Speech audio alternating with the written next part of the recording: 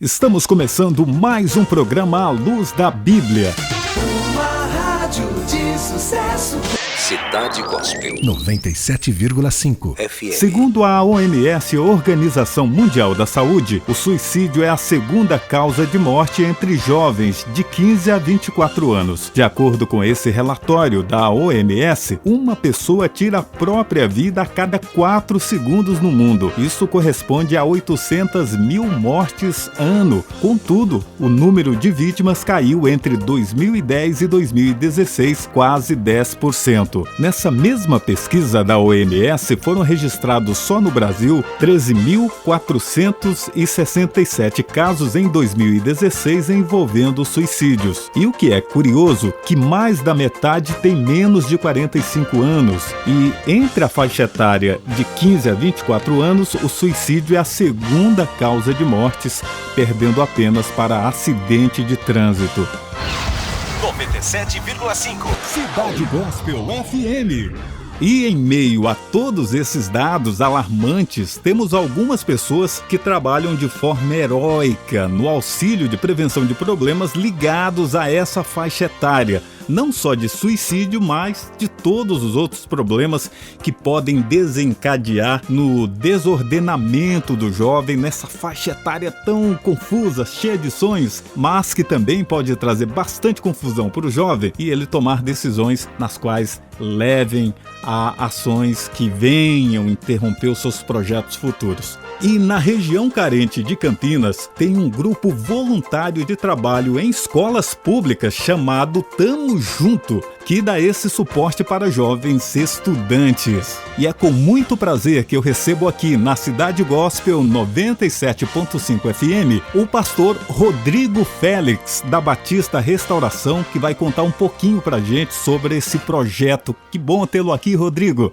Olá, Ed. O prazer é todo meu estar aqui junto com os ouvintes da Rádio Cidade Gospel para poder tratar desse tema que é tão importante e atual, né? Com certeza. Pastor Rodrigo, o que é o projeto Tamo Junto e como ele surgiu? Bem, Ed, trata-se de um grupo de voluntários que, embasados na palavra de Romanos 12:2, diz: não se conforme com esse mundo, mas transforme, tem tentado atuar de uma maneira social entre as esferas da sociedade. A gente escolheu começar pelo bairro onde nós estávamos como igreja e assim tentar apoiar escolas estaduais especificamente nas suas várias demandas. E vocês estão há quanto tempo desenvolvendo este projeto social? Bem, até pegando o gancho da última palavra, né, da última pergunta que você fez, nós começamos no final de 2013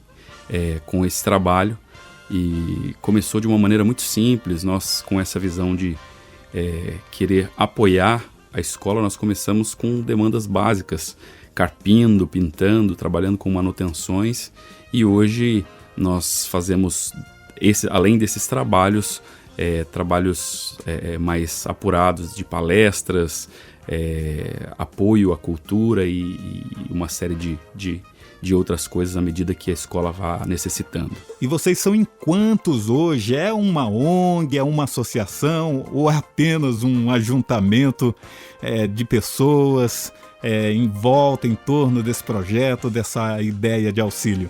Nós ainda nos intitulamos um projeto pelo fato de que ainda não nos institucionalizamos como uma ONG, né? Mas são ali, em média, 30 voluntários que participam mais ativamente. Além disso, a gente tem voluntários sazonais das mais diferentes áreas, psicólogos, antropólogos, médicos, dentistas, que sazonalmente vão nos apoiando à medida que as demandas vão aparecendo. Rodrigo, mas todos esses profissionais são realmente voluntários?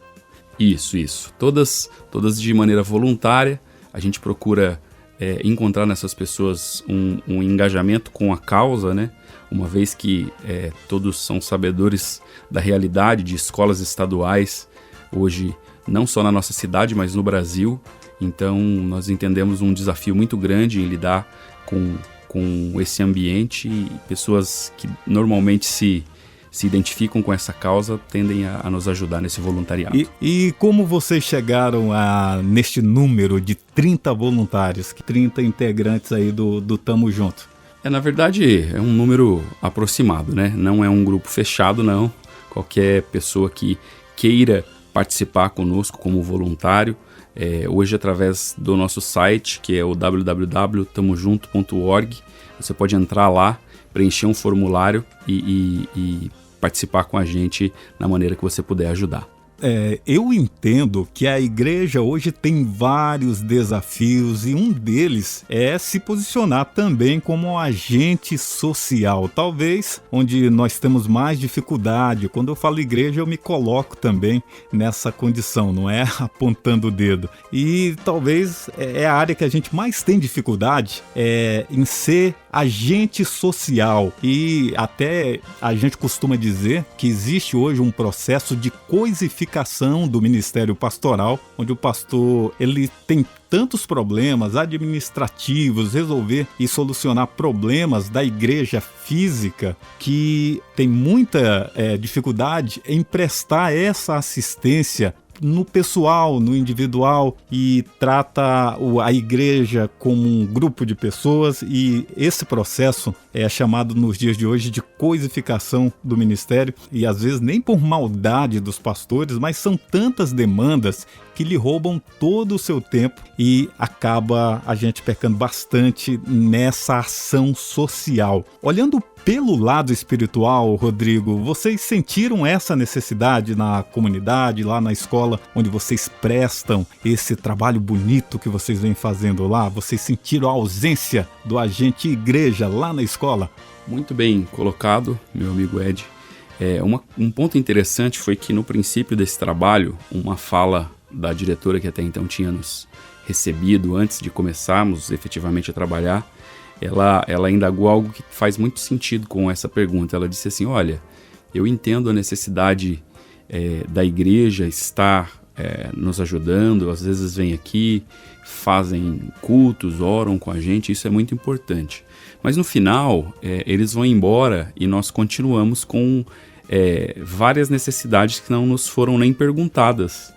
Então isso despertou no meu coração um interesse de servir de uma maneira diferente.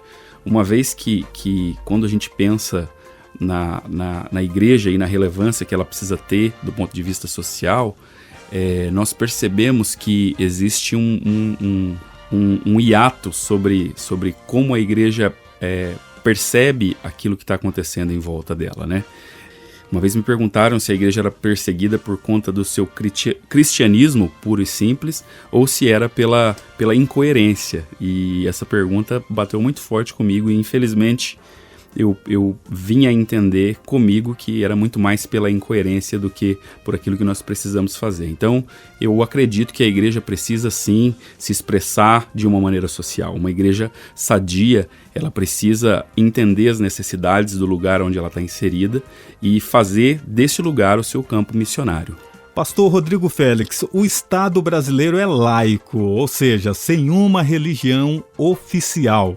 Vocês enfrentam problemas de forma legal para executar este trabalho nas escolas? Olha, como eu disse, desde 2013 que nós estamos lá, nós nunca tivemos nenhum problema quanto a isso. Até porque a gente crê que o Evangelho ele se expressa muito mais nas nossas atitudes do que propriamente naquilo que a gente verbaliza.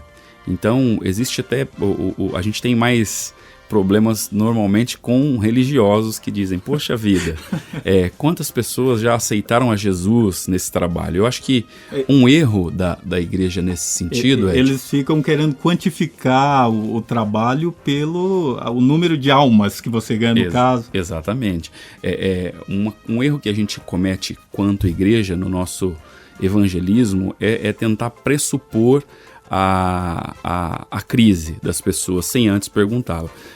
Eu gosto muito de pensar naquela passagem de Marcos, capítulo 10, 51, de Jesus diante do cego Bartimeu, que quando eles se encontram, é muito interessante ouvir Jesus perguntando para um cego: o que você quer que eu te faça? Até é engraçado, porque havia em Jesus uma percepção de vida muito antes do que as suas crises e as suas necessidades. E quando isso se expressa de maneira verdadeira, as pessoas elas acabam sendo muito mais tocadas por uma percepção de vê-las passando por alguma dificuldade e amando as suas vidas ali. Então, à medida que ela percebe sinceridade nisso, eu acho que o evangelho está sendo pregado de uma maneira eficaz e prática, né? Rodrigo, o que é o apadrinhamento social? Essa é uma expressão que a gente tem para tentar mensurar a importância que nós damos para a escola, né? No sentido de que nós percebemos que a grande crise do mundo é a falta de paternidade. Eu acredito que as famílias têm perecido por conta de ter perdido essa referência de paternidade. Então, nós, com esse entendimento, procuramos suprir a escola em todas as suas necessidades, desenvolvendo sim uma espécie de paternidade social, cuidando de demandas, sejam elas simples, sejam complexas, mas com o entendimento de que uma vez que nós percebemos essas necessidades, nós precisamos nos mover para tentar saná-las de alguma maneira e tentar superá-las, né? Como li no início, o índice de suicídios, tentativas e automutilação, que está em voga isso, tem assim acometido a juventude, essa faixa etária justamente dos 15 aos 24 anos com uma prevalência maior. Vocês têm encontrado nas escolas onde vocês desenvolvem esse projeto, esse trabalho, vocês têm encontrado esse tipo de problema? Pois não, Ed. Essa é uma realidade que tem afligido não só o Brasil, mas muitos lugares. Eu acredito que a tendência é cada vez nós encontrarmos mais pessoas com uma instabilidade emocional que acaba culminando em coisas desse tipo, né? Como depressão, ansiedade, até automutilação. Sim, nós temos lidado com esse tipo de assunto, né? Isso tem sido, a automutilação, principalmente a ansiedade, tem sido algo muito associado à adolescência, problemas que nós realmente percebemos em meio a esse público, e nós tentamos atuar trazendo informação. Inclusive estamos lançando na escola um aplicativo que vai ajudar jovens e adolescentes com essa dificuldade e problemas emocionais, para tentar comunicar, né? Nós criamos um aplicativo que vai ter um conteúdo específico, além disso uma espécie de botão de emergência, onde ela vai poder, ao clicar, se conectar com um voluntário que vai poder conversar e aconselhar ela na medida que for tendo ali a necessidade. Na sua concepção, o que você acha que leva um adolescente cheio de sonho, de vida, de projetos lá na frente, e uma hora trava e ele quer dar cabo à própria vida? O que você acha que leva um jovem a ter essa atitude? Olha, são vários os fatores, né? Nós precisamos pensar que existem questões patológicas. A adolescência já é um período complicado na sua natureza, né? Por ser um período de transição ali. Então tem uma série de questões que influenciam. Também uma coisa que eu tenho pensado muito é o aspecto de vida social. A tecnologia hoje ela consegue, com uma quantidade de informações que tramita, gerar um nível maior de ansiedade para as pessoas, né? Hoje em dia você se relaciona pela internet, você pede comida pela internet, você pede um veículo pela internet, ou seja, a tecnologia está muito presente. Fica noivo pela internet. Exatamente. Então, isso por si só, na minha concepção, hoje eu estava até lendo um artigo sobre isso, falando sobre alienação tecnológica muito presente na vida de adolescentes. Isso gera um nível de ansiedade gigantesco que acaba na cabeça de alguém que ainda está se formatando quanto pessoa, atrapalhando muito e causando esses danos aí também. Eu queria que você falasse um pouquinho mais sobre esse aplicativo. Qual o objetivo dele mesmo, de forma prática, para atender esses jovens? E qual o perfil das pessoas que estão lá no outro lado, na outra ponta, para ouvir esse jovem? Qual o perfil desse profissional, desse voluntário? Bem, a ideia é bem simples, né? Com o aplicativo que a gente pretende gerar uma primeira conversa, tentando apoiar de alguma maneira, uma vez que a gente vive em um mundo hoje onde esse conceito hedonista, individualista, faz com que a gente sempre tenha a percepção do que o que a gente tem para falar é mais importante do que o que a gente tem para ouvir. Então, a ideia é muito simples, é tentar ser um canal para ouvir essas pessoas, né? A gente tem muitos respaldos bíblicos. Eu gosto muito de pensar que Davi disse, né, que enquanto eu calei ali as minhas dores, o meu corpo padeceu. Então a gente tem esse entendimento que às vezes o adolescente, o jovem passa por essa situação e ele não tem nem com quem falar. Então a gente, em primeiro momento, tenta atender nessa demanda de ouvir, pura e simplesmente, mas também tentando desconstruir a ideia de que às vezes é preciso sim de um atendimento psicológico e tirar da cabeça do adolescente e do jovem essa ideia de que preciso de um atendimento psicológico, então não estou bem da mente, não estou bem da cabeça, né? Ou como popularmente o pessoal fala, estou maluco, estou precisando de psicólogos. Então a gente tenta desconstruir essa ideia, fazendo com que ele entenda que assim como uma outra parte do corpo que ele lesiona, ele precisa de um tempo para que cure, ele entenda que a mente dele também é assim e que às vezes, até por essas questões patológicas, sim, a gente precisa de um atendimento especializado, né? Voltando ainda no papel da igreja, como a igreja deveria se posicionar frente a todas essas demandas e questões?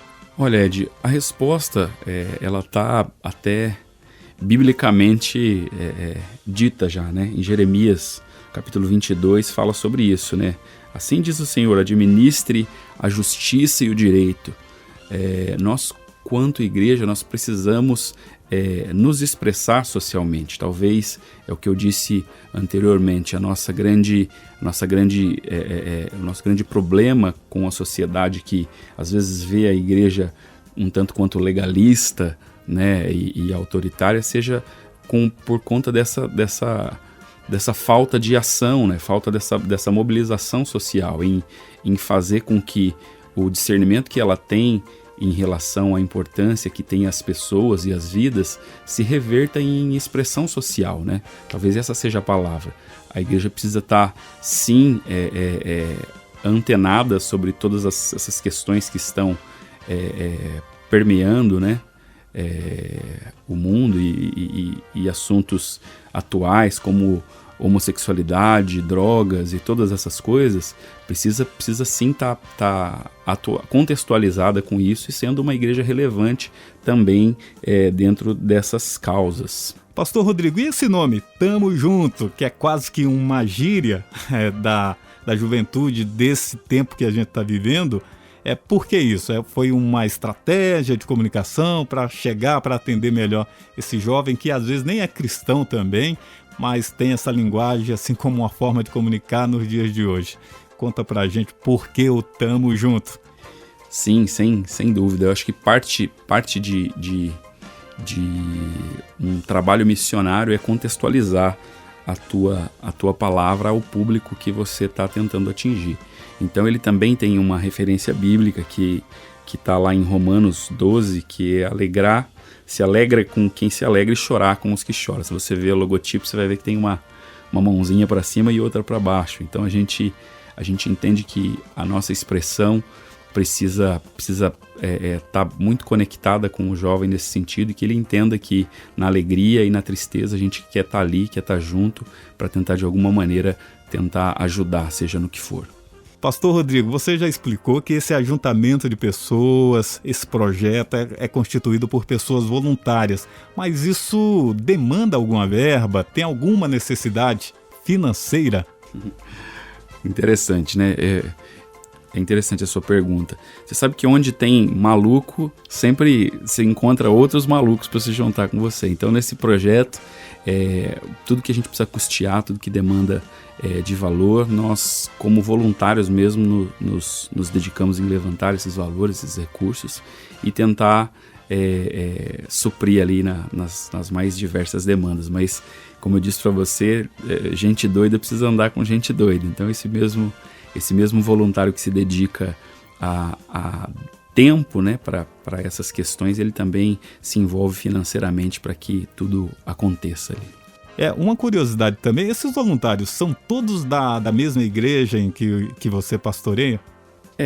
Inevitavelmente, né, a igreja que eu sou pastor hoje, a Igreja Batista Restauração, obviamente tem um número maior de voluntário ali, pelo fato de eu estar por ali e as pessoas se identificarem com essa causa, mas não, temos também pessoas de outros ministérios que procuram nos apoiar, outras igrejas, inclusive, líderes de outras igrejas que se identificam com a causa e que dispõem ali dos seus membros para poder estar com a gente. Então, graças a Deus, a gente tem um corpo de voluntário muito amplo aí, né? De pessoas que se identificam com isso. E quais os futuros projetos envolvendo jovens do Tamo Junto? Bem, nós temos desenvolvido várias frentes, né, de trabalho para as escolas estaduais. Agora, para o ano de 2020, são muitos os desafios. A gente pretende atuar mais também com a questão de esportes, né? O projeto ele é bem amplo e uma das coisas que nós temos feito recentemente é também um atendimento pessoal para alguns alunos que demandam uma atenção de questões de faltas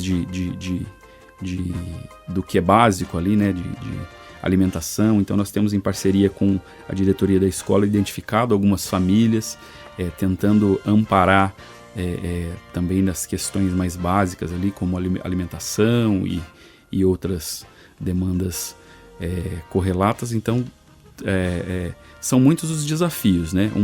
Uma das coisas que são novas para a gente, que vale a pena mencionar, é que a gente também começa a atuar de uma maneira um pouco mais ampla dentro das famílias desses alunos, né?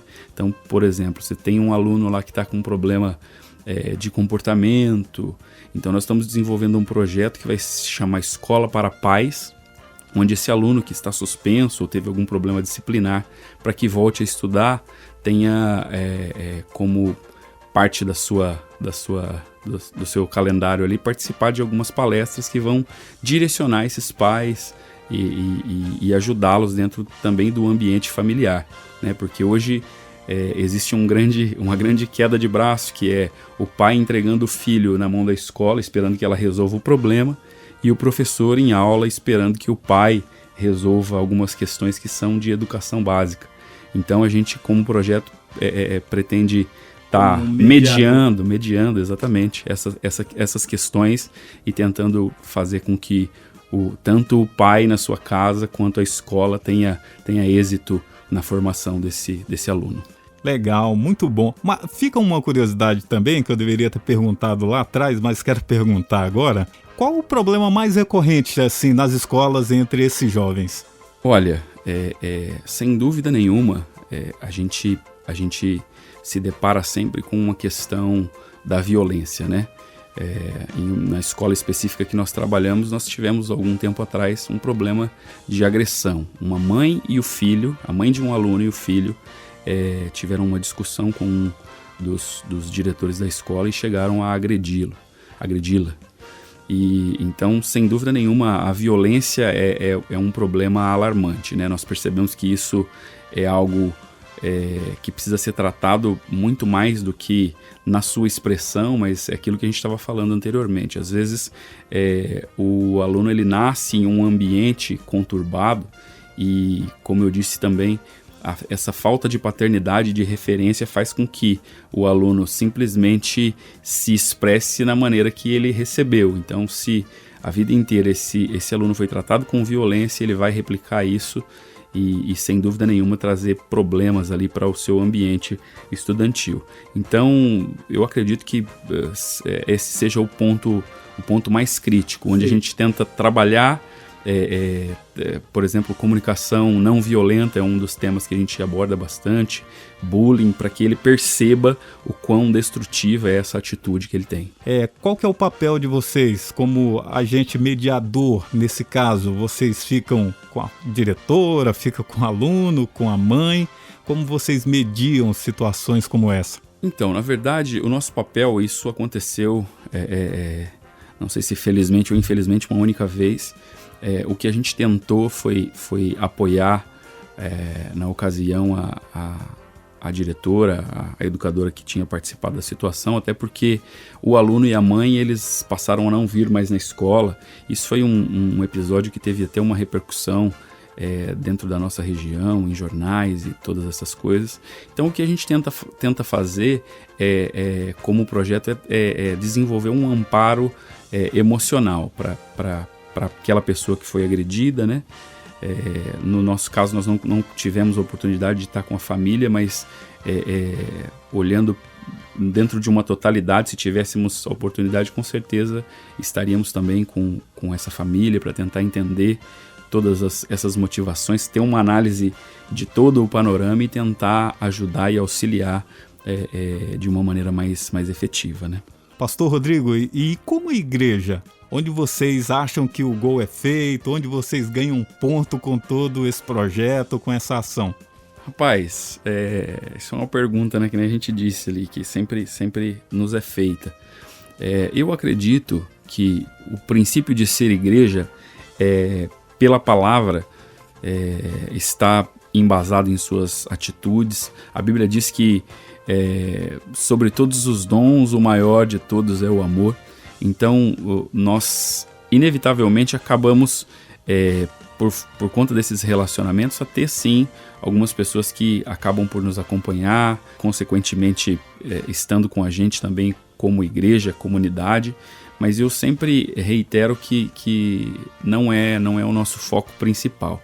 O que a gente espera é que, através das nossas vidas, essa pessoa possa ter o acesso a um Cristo que propõe uma nova maneira de vida. Então, seja ela congregada com a gente na nossa igreja ou em outro lugar, o mais importante é que ela consiga ser encontrada por esse amor vivo e real que a Bíblia nos assegura e que se expressa através desse projeto, né? Então eu acredito que a atenção que nós procuramos dar, o zelo, o amor, de uma maneira prática ali, consegue tocar o coração desses adolescentes, desses jovens, no sentido deles se sentirem sim valorizados e percebidos. Provavelmente, quando essa entrevista for ao ar, esse evento já aconteceu, mas eu queria registrar que o Mauro Henrique, ganhador de Grammy Latino, vocalista da Oficina G3, estará no evento beneficente em prol do Tamo Junto, não é isso? Conta pra gente. Sim, nós estamos organizando um evento beneficente em prol da própria escola onde nós atendemos. E vai estar com a gente o Mauro Henrique, que é o vocalista da banda Oficina G3, alguém que musicalmente aí é bastante relevante, já ganharam Grammy Latino e souberam do nosso projeto através de um amigo comum e decidiram topar essa empreitada de estar com a gente aqui. Então, no dia 6 de dezembro, ele vai estar realizando um show na própria escola, onde as pessoas vão estar participando com a gente ali de uma maneira voluntária, com ingresso voluntário. Você chega lá e paga o quanto você entender que o projeto vale, e a gente vai ter um tempo de comunhão ali. E como aconteceu? Como que a ONG chegou a essa personalidade? Então, eu estava falando para você fora do ar, né, que tem coisas que, se a gente conseguisse explicar, acho que não seria Deus, né?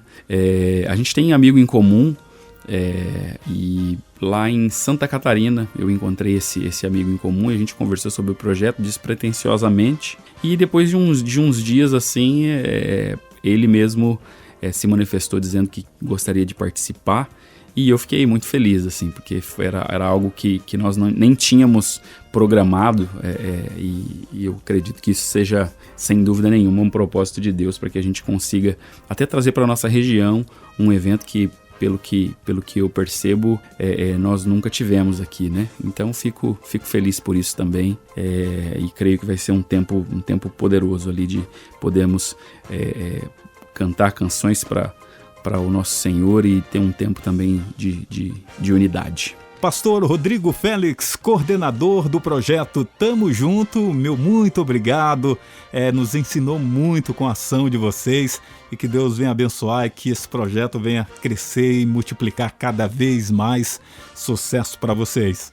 Ed, eu agradeço. Eu gostaria de finalizar lembrando também da passagem de João 11, né? Todos conhecem bem aí a questão de quando Lázaro ressuscita. Eu gosto de pensar nesse texto, todo mundo normalmente se lembra daquele episódio lindo, né, da pedra rolando e de Lázaro saindo. Eu me apego a um pouco antes do texto, quando Jesus, diante do povo, mesmo sendo ele o que ia solucionar o problema, se pega chorando com aqueles que estavam lamentando até então a morte de Lázaro.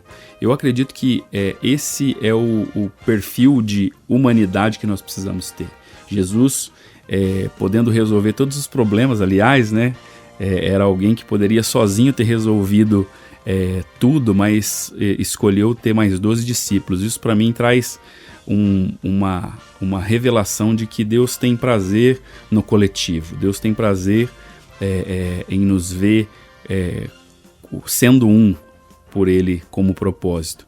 Então, eu acho que nosso coração precisa ser muito, muito direcionado para essa palavra, no sentido de que é necessário que a gente perceba a dor do outro e como Jesus, mesmo tendo nós a palavra da revelação, se compadeça e chore um pouco também com as pessoas nas suas necessidades, para que depois, né, o ápice do milagre, a gente possa testemunhar com os nossos olhos, assim como foi lá a pedra rolando e Lázaro ressuscitando. Que assim também seja na vida de todo aquele que se depara com a palavra de Deus. O nosso propósito quanto projeto é realmente, pegando o gancho dessa palavra, ver ressuscitar possibilidades, ressuscitar oportunidades para jovens, para adolescentes, para todo aquele que se depara com a palavra de Deus de alguma maneira. Muito obrigado por essa oportunidade, um prazer estar aqui com os ouvintes da Rádio Cidade Gospel. Eu agradeço. Para você conhecer mais sobre o projeto, você pode acessar a nossa página www.tamojunto.org. Lá você vai ter o link com todas as redes sociais e saber um pouco mais sobre os nossos projetos. E conte com a gente. E tamo junto. Um abraço, obrigado. Senhor, me ensina a esperar pelo teu tempo. Segura firme na minha mão. Cidade Gospel, a sua amiga de todas as horas.